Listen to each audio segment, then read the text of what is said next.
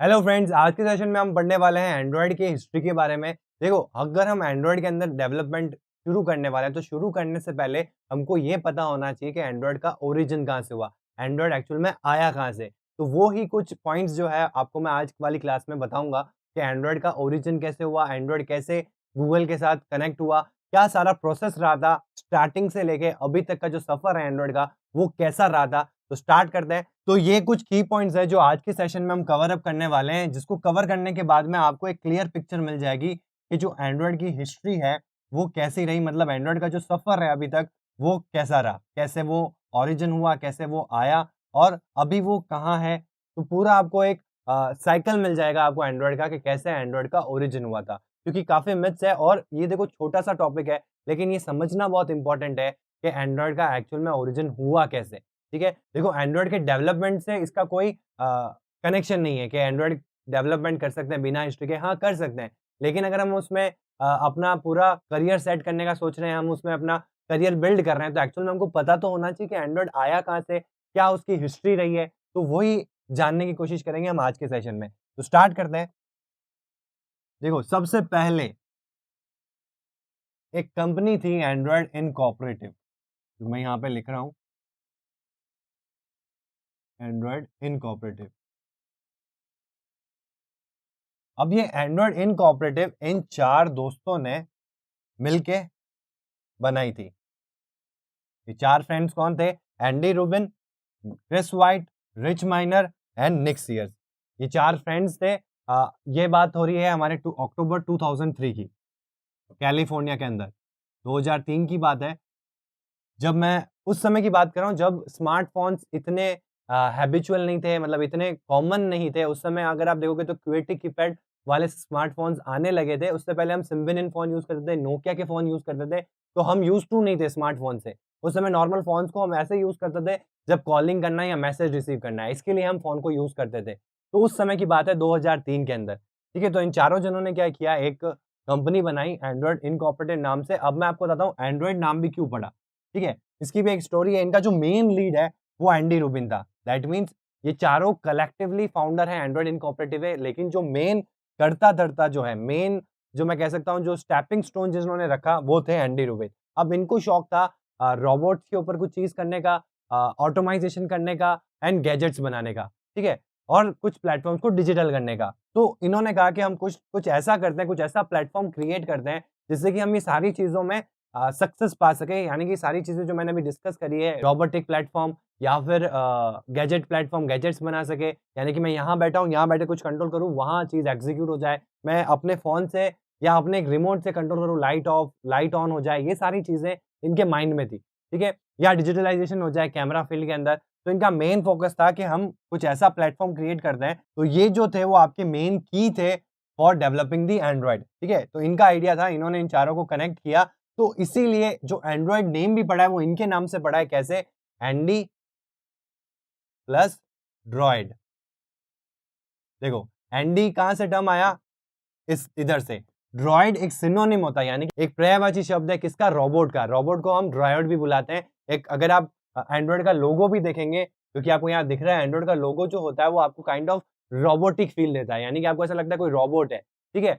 तो इसीलिए चारों इनको किस नाम से बुलाते हैं? एंड्रॉयड, ठीक है? एनडी प्लस ड्रॉयड बना एंड्रॉयड और इसीलिए इस कंपनी का नाम रखा इन्होंने एंड्रॉयड इनकॉर्पोरेटिव। अब ये कंपनी करती क्या थी? कंपनी एक्चुअल में डिजिटल कैमरास बनाने का इन्होंने फर्स्ट प्रायोरिटी रखी कि हम पहले सबसे पहले क्या करेंगे? डिजिटल कैमरास बनाएँगे, यानी कि हम एक ऐसा प्लेटफ़ॉर्म क्रिएट करेंगे, एक ऐसा ओएस बनाएँगे जो डिजिटलाइज़ेशन कर सके कैमरा के अंदर, ठीक है? तो इन्होंने कंपनी स्टार्ट करी चारों ने और 2003 से 2005 तक इन्होंने अच्छी खासा उसको बिल्ड करने की कोशिश किया और इन्होंने ऑलमोस्ट बिल्ड कर दिया और अपने आइडियाज़ को भी पिच करने गए, ठीक है? अब आइडियाज़ को क्यों पिच करते हैं? क्योंकि इन्वेस्टर्स को वो अट्रैक्ट कर सके। क्योंकि कोई भी कंपनी को या कोई भी चीज़ को अगर आपको सक्सेस पे ले जाना है, तो आप उसको बड़े प्लेटफ़ॉर्म पे ले जाना बहुत इम्पोर्टेंट है। बड़े प्लेटफ़ॉर्म के लिए आपको क्या चाहिए? एक लार्ज फंडिंग चाहिए, यानी कि लार्ज इन्वेस्टमेंट चाहिए, ताकि आप बहुत सारे लोगों तक वो चीज़ जो है आप बना रहे हो, वो पहुँचा सको। जब तक वो लोगों तक पहुँचेगी नहीं, तब तक कोई चांस नहीं है कि वो चले या ना चले, वो बात की बात है। लेकिन आपको यूज़र तक तो पहुँचाना पड़ेगा, तो उसके लिए फंडिंग बहुत ज़रूरी है। इसलिए उस समय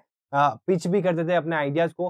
बट 2005 के अंदर ये जो इनका सफ़र है, वो यहाँ तक चला, लेकिन 2005 के अंदर एक्चुअल में एक टाइम ऐसा आया जब इनके पास फंड बहुत कम हो गए। अब एक टाइम ऐसा आ गया कि इनको ये चीज़ आ गई कि अब इनको ड्रॉप करना पड़ेगा ये आइडिया, यानी कि अब हम कोई दूसरी कंपनी में काम करेंगे, जब हमारे पास अच्छा खासा फंड आएगा, तो हम वापस इस पे दिमाग लगाएँगे, अभी के लिए हम भूल जाते हैं। बट जैसे ये जा रहे थे, जैसे इसको ओवर कर रहे थे, तो उसी समय इन्होंने सोचा कि यार इसको ओवर करने से पहले एक काम करते हैं ना, कि इसको हम पिच करने की कोशिश करते हैं, फाइनल पिच करते हैं हर जगह जाके। अगर उस पिच में सक्सेसफुल होते हैं, तो कोई ना कोई हमको इन्वेस्टर मिल जाएगा और हमारा जो ये चीज़ है, तो वापस हमारी गाड़ी लाइन पे आ सकती है। लेकिन अगर नहीं होता है कि किसी भी केस में अगर हमारा ये लास्ट पिच जो है वो भी सक्सेसफुल नहीं रहता है, तो फिर हम क्या करेंगे, हम वापस हमारी जो प्लेसेस है वहाँ चले जाएँगे और जब एक लिमिटेड अमाउंट ऑफ फंडिंग मिल जाएगी जब हमको, तब हम वापस इस पे वर्क करेंगे। और 2005 के अंदर एक सेमिनार के अंदर अपने ये आइडिया को पिच कर रहे थे, मतलब अपने आइडिया को बता रहे थे लोगों को, जहाँ पूरा एक लॉबी बैठी थी एंटरप्रेन्योर्स की, उसमें गूगल का एक मैनेजर भी बैठा था, लॉ वी नाम करके, एल तो इनको ये आइडिया जो है, कौन-सा आइडिया? इस एंड्रॉयड का। ये कॉन्सेप्ट बहुत अच्छा लगा एंड्रॉयड एज़ अ ओएस, क्योंकि ये किस पे बनाया था इन्होंने? ओपन सोर्स प्लेटफ़ॉर्म के ऊपर। जैसा कि मैंने आपको पिछले सेक्शन में बताया था, जब हम एंड्रॉयड के बारे में समझा था कि एंड्रॉयड क्या होता है, तो उसमें मैंने आपको बताया था ओपन सोर्स प्लेटफ़ॉर्म क्या होता है। तो इससे आइडिया होगा कि जो एंड्रॉयड हमारा बना है, वो एक ओपन सोर्स प्लेटफ़ॉर्म पे बना है। तो ये जो कॉन्सेप्ट है कि ये जो चीज़ बनी गई है, ये जो ओएस बनाया गया है, ये एक ओपन सोर्स प्लेटफ़ॉर्म पे बनाया गया है। ये वहाँ जो एंटरप्रेन्योर या वहाँ जो लोग बैठे थे, उनको ये कॉन्सेप्ट काफ़ी पसंद आया और लॉय जो थे, वो गूगल के मैनेजर थे उस समय, तो उनको ये आइडिया काफ़ी पसंद आया और फाइनली 2005 के अंदर गूगल ने इसको एक्वायर कर लिया।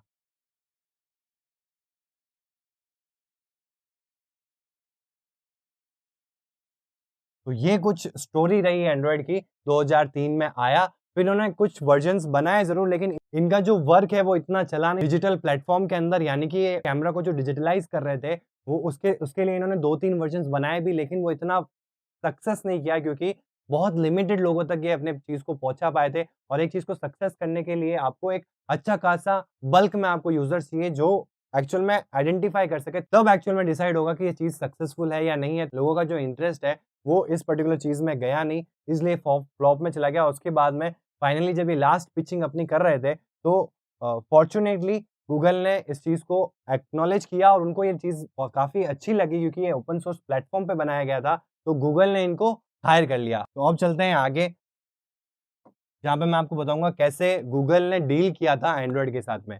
तो ये एंड्रॉयड इनकॉर्पोरेटेड के बारे में जो मैंने आपको यहाँ पे अभी डिस्कस किया, कि एक्चुअल में जो जगह थी वो मैं आपको बता दूँ, Paul Alto, California, United states की बात है, जहाँ पे वो रहते थे और अक्टूबर 2003 के अंदर इन्होंने स्टार्ट किया था। और उसके बाद में अगस्त 2005 तक ये चीज़ चली, मतलब अगस्त 2005 तक इन्होंने इस पर्टिकुलर कॉन्सेप्ट के ऊपर फ़ोकस किया और काफ़ी लोगों तक पहुँचाने की कोशिश करी, लेकिन क्योंकि फंड्स की कमी थी, तो ये एक इनिशियल सक्सेस नहीं हो पाया और डे बाय डे ये डाउनफॉल करता गया। तो इन्होंने फाइनली अपना आइडिया ड्रॉप किया और इसको पिच करना स्टार्ट कर दिया। तो जहाँ ये पिच कर रहे थे, वहाँ इनको मिल गया गूगल। तो गूगल का जो मैनेजर था लॉवी नाम से, उनको ये आइडिया काफ़ी इनका पसंद आया और फाइनली गूगल ने इनके साथ में डील कर ली। तो अब हम डील की बात करेंगे, तो सबसे पहले डील की बात करने से पहले मैं यहाँ पे एक अमाउंट लिख रहा हूँ, $50 मिलियन। ये डील थी। अब एग्ज़ैक्टली नहीं पता कि एग्ज़ैक्टली डिटेल में क्या डील थी, क्या अमाउंट था, ये एप्रोक्सिमेशन लगाया जाता है कि जो एंड्रॉयड और गूगल की जो डील हुई थी, एंड्रॉयड इनकॉर्पोरेटिव और गूगल की जो डील हुई थी, वो ऑन एंड अराउंड $50 मिलियन के अंदर हुई थी। ठीक है? अब आप कहोगे $50 मिलियन, मैं बात कर रहा हूँ 2005 की।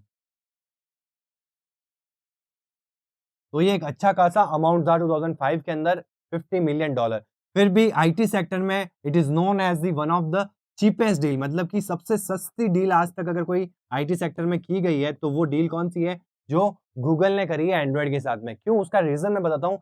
चीपेस्ट का मतलब यानी सस्ती का मतलब क्या होता है? सस्ती का मतलब ये नहीं होता है सस्ती में खरीदना। जब भी हम डील की बात करते हैं, दैट मीन्स हमने जितने में उसको परचेज़ किया और जितने में हमने उसको बेचा, तो उस बीच का जो डिफरेंस है, वो डिसाइड करेगा कि वो चीप रहा, कि वो कॉस्टली रहा, ठीक है? तो इसकी बात करते हैं, क्योंकि ये $50 मिलियन की डील जो थी, मतलब इसमें परचेज़ किया, इसमें फाइनली एंड्रॉयड जुड़ गया था गूगल से और आज की मैं बात करूँ 2020 की, मतलब 2005 की बात है, 2005 से लेके 2020 15 साल हो गए हैं इस डील को, आज भी वो एंड्रॉयड जो है गूगल से कनेक्टेड है और आप देख सकते हैं कि गूगल का एक बहुत ही इम्पोर्टेंट इनकम सोर्स बन चुका है एंड्रॉयड, या मैं कहूँ सबसे लार्जेस्ट सोर्स बन चुका है इनकम का एंड्रॉयड। तो आप समझ सकते हैं कि कहाँ से शुरू किया और कहाँ एंड किया, तो जो डिफरेंस है वो कहीं ज़्यादा है, इसलिए इसको one of the cheapest deal कहा जाता है आईटी सेक्टर के अंदर। अब समझते हैं कि एक्चुअल में क्या हुआ था, गूगल ने किस पर्टिकुलर आइडिया को और समझ के इनको परचेज किया था। तो गूगल का जो मेन आइडिया था वो था open source smartphone operating system.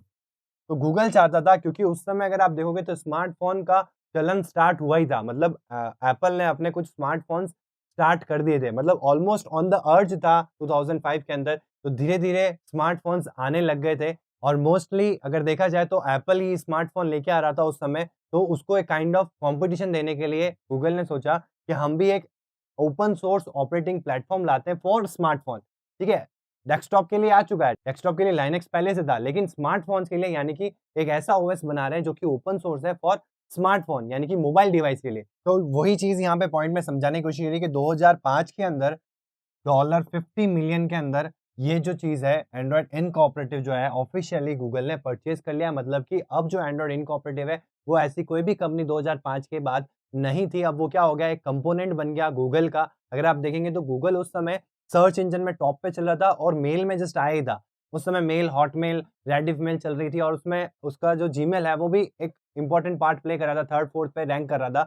और उसके बाद में आया तीसरा ब्लॉक जो कि था एंड्रॉयड ब्लॉक और आप देख सकते हैं कि वो कितनी हाइट्स तक गया। जो इसका ग्राफ है वो आप देख सकते हैं कहाँ से स्टार्ट किया था और कहाँ चला गया। तो ये जो डील थी ये बहुत ही बेनिफिशियल रही गूगल के लिए।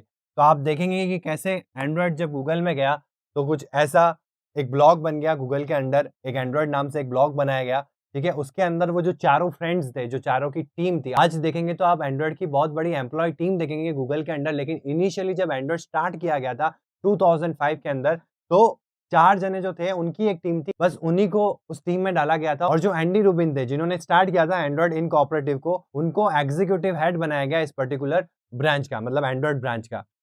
अब उसके बाद बात करते हैं हम ओएचए की। अब ये क्या चीज़ है? देखो 2005 में एंड्रॉयड को खरीदा ज़रूर गूगल ने, लेकिन 2008 में एक्चुअली पहला एंड्रॉयड स्मार्टफ़ोन लॉन्च किया गया था।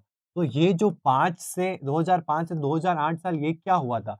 तो यहाँ जो प्रोसेस था गूगल ने क्लियर कर दिया था कि जो आप डिजिटल प्लेटफ़ॉर्म कर रहे हैं कैमरा के लिए उसको एक बार के लिए ड्रॉप कर दीजिए। आप हमको सिर्फ़ और सिर्फ़ स्मार्टफ़ोन के लिए, तो जैसे कि मैंने आपको पहले बताया गूगल का मेन आइडिया क्या था कि स्मार्टफ़ोन्स के अंदर इस पर्टिकुलर ओएस को लेके आना, इस particular open source operating system को लेके आना, ठीक है? तो मेन आइडिया उनका वही था, तो उन्होंने कहा कि आप अभी के लिए जो डिजिटल प्लेटफ़ॉर्म पे आप वर्क कर रहे हैं उसको ड्रॉप करें।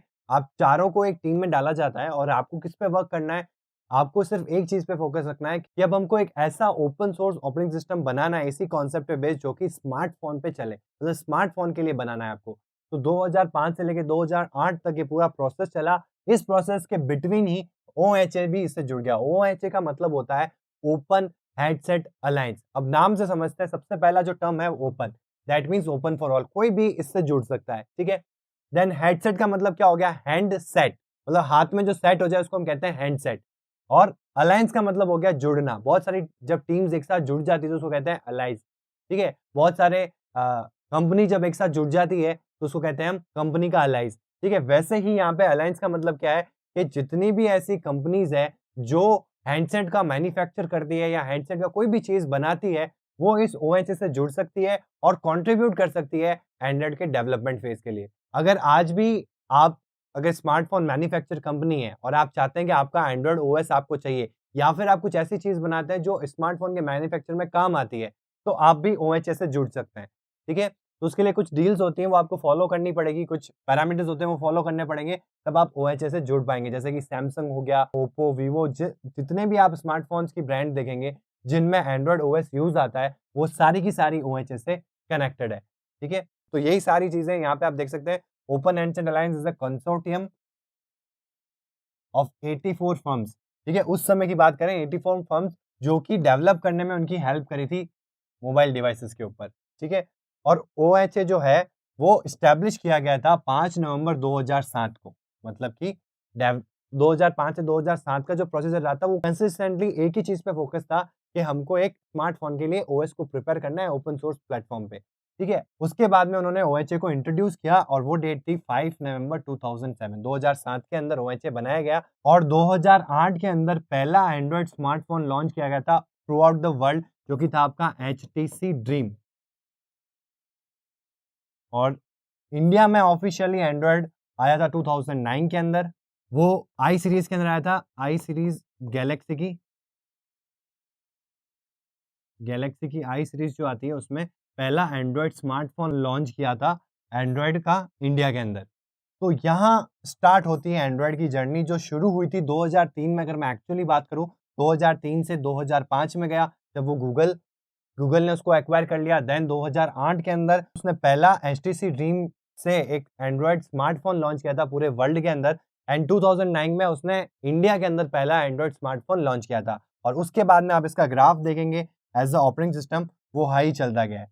ठीक है, अब कुछ की डेट्स को रिमेंबर कर लेते हैं और फिर सेशन को एंड करते हैं, जिससे कि हमको एक ओवरव्यू मिल जाए कि हिस्ट्री एंड्रॉयड की क्या रही, क्या स्टेप्स रहे एंड्रॉयड के, कहाँ से ओरिजिन होके आया और अब कहाँ पहुंच गया। ठीक है, तो ये कुछ की डेट्स थी जो अपन ने इस पूरे सेशन में डिस्कस करी है। जैसे कि अक्टूबर 2003 के अंदर, डेट कंफर्म नहीं है, तो एंड्रॉयड इनकॉर्पोरेटिव जो है वो अक्टूबर के अंदर 2003 में क्रिएट किया गया था या फाउंड किया गया था एंड्रॉयड इनकॉर्पोरेटिव नाम से। ठीक है, उसके बाद में जुलाई 2005 के अंदर गूगल ने उसको एक्वायर कर लिया था। मतलब गूगल ने एक डील रखी $50 मिलियन की, और गूगल के अंडर अब आ गया एंड्रॉयड। ये कई बार आपने मिथ भी देखा होगा, कई बार आपको ऐसा लगता है कि एंड्रॉयड जो है वो गूगल का है। तो आज के सेशन में आपका ये डाउट क्लियर हो गया होगा कि एक्चुअल में एंड्रॉयड गूगल का नहीं था, गूगल ने एज अ उसको डील के थ्रू खरीदा, उसको अपने एम्पायर से जोड़ा।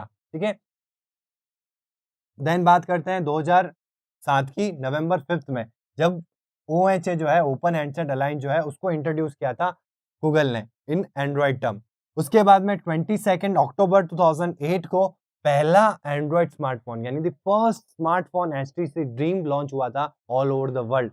और इंडिया की मैं बात करूं तो 2009 के अंदर फर्स्ट स्मार्टफोन लॉन्च किया गया था ऑफिशियली इन इंडिया।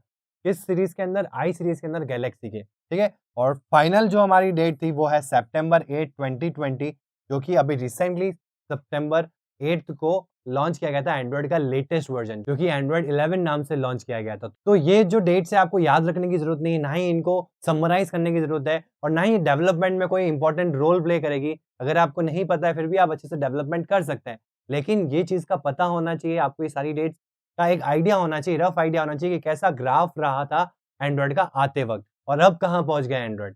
ठीक है, तो आज की क्लास के लिए इतना ही। Thank you.